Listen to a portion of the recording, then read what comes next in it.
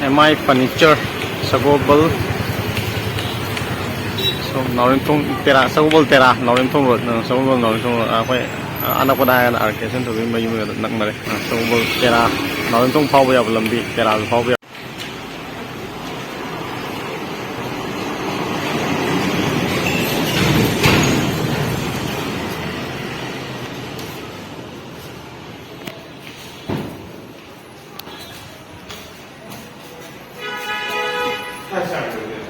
cái tiếng gì à xuân bò tôi mít cái bò lông rồi đi